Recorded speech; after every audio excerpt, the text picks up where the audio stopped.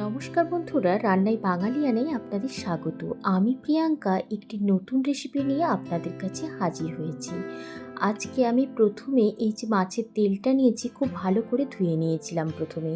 এরপরে ছোট্ট ছোট্ট করে কুচি করে কেটে নিয়েছি মাছের তেলটাকে।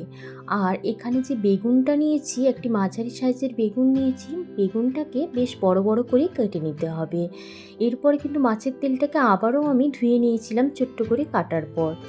এখন কড়াইয়ের মধ্যে আমি তেল দিয়ে দিচ্ছি 2 টেবিল চামচের একটু বেশি, মানে 3 টেবিল চামচও নয়, 2.5 টেবিল চামচের মতো নিয়েছি সর্ষের তেল।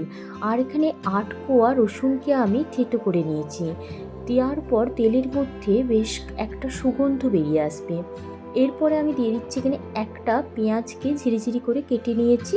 এরপরে পেঁয়াজটা দেওয়ার পর এটাও একটু বেশ হালকা একটু কালার এসে যাবে, যখন একদম দেখবেন যে খুব সুন্দর একটা, মানে খুব বেশি ডিপ কালার নয়, হালকা একটা কালার হিসেবে, তখনই আমি এখানে দিয়ে দেব 2 চেরা কাঁচা লঙ্কা।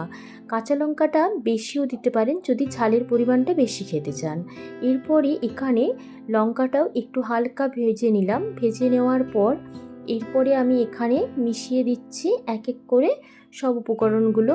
এখন আমি এখানে পেঁয়াজটা যেমন হালকা ভাজা হয়ে গেছে, এরপরে আমি এখানে দিয়ে দেব প্রথমেই মাছের তেলটাকে ছোটো ছোটো করে যে কেটে নিয়েছিলাম এবং খুব ভালো করে ধুয়ে নিয়েছিলাম।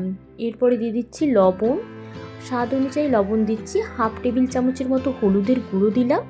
আর এখানে দিয়ে দিচ্ছি কাশ্মীরি রেড চিলি পাউডার দিয়েছি, আপনারা লাল লঙ্কার গুঁড়ো ব্যবহার করতে পারেন। এটা হচ্ছে 1/2 টেবিল চামচের মতো দিয়ে দিলাম।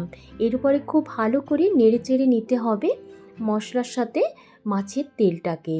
এরপরে এটাকেও ভাজতে হবে, একদম লো ফ্লেমের দিকে রাখবেন, মানে লো ফ্লেম আর মিডিয়াম ফ্লেমের মাঝামাঝি রেখে এটাকে খুব ভালো করে একদম সেই পুরোপুরি ভাজা ভাজা হয়ে যাবে যখন, ততক্ষণ পর্যন্ত এটাকে, মানে তেলটা খুব ভালো করে ছেড়ে দেবে যখন একদম, ততক্ষণ পর্যন্ত এটা ভাজতে হবে। আর এইভাবে মাঝে মাঝে নেড়ে নিতে হবে, একটু সময় ধরে ভাজতে হবে। ভাজলেই দেখবেন উপরটা একটু বুদবুদ হয়ে যাচ্ছে, তখনই জানবেন যে এটা একদম ভাজা ভালোভাবে হয়ে গেছে। এই যে দেখতে পাচ্ছেন একদম ভালোভাবেই ভাজা হয়ে গেছে।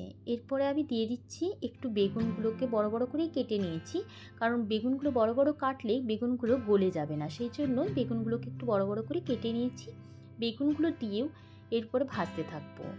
এরপরে ওই তেলের মধ্যেই ভাজা হয়ে যাবে বেগুনগুলো, বেশ সুন্দরভাবে ভাজা হয়ে যাবে। বেগুনগুলোকে মিডিয়াম ফ্লেমে ভাজতে হবে, একদম হাই না আর একদম লোতেও না, তাহলে একটু বেগুনগুলো তাড়াতাড়িও ভাজা হবে আর গলেও যাবে না সেভাবে বেগুনগুলো, ভাজাটাও বেশ সুন্দর হবে। আর এছাড়াও যদি হাই ফ্লেমে ভাজেন তাহলে আবার মাছের তেলটা পুড়ে যেতে পারে, সেই জন্য দেখতে পাচ্ছেন একদম মিডিয়াম ফ্লেমে বেগুনগুলোকে ভেজে নিয়েছি। বেগুনগুলোর গায়েও একটু বেশ সুন্দর কালার হয়ে গেছে দেখতে পাচ্ছেন। এরপরে আমার পুরোপুরি ভাজাটা রেডি হয়ে গেছে। আপনারা ঝালের পরিমাণটা এখানে একটু নিজেদের স্বাদ অনুযায়ী দেওয়ার চেষ্টা করবেন। এখন আমি একটা পাত্রের মধ্যে এটা ঢেলে নিচ্ছি।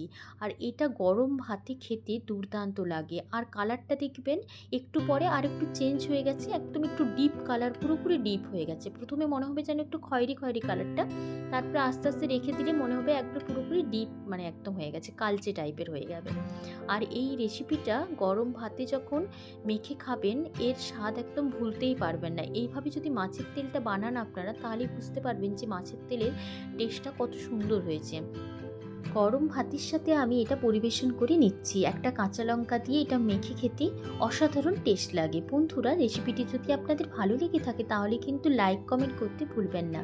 আর চ্যানেলটিকে সাবস্ক্রাইব করে দেওয়ার অনুরোধ রইল। চ্যানেলটিকে সাবস্ক্রাইব করে দেওয়ার পর পাশে থাকা বেল আইকন প্রেস করে দেবেন। ধন্যবাদ বন্ধুরা, ভালো থাকবেন, সুস্থ থাকবেন।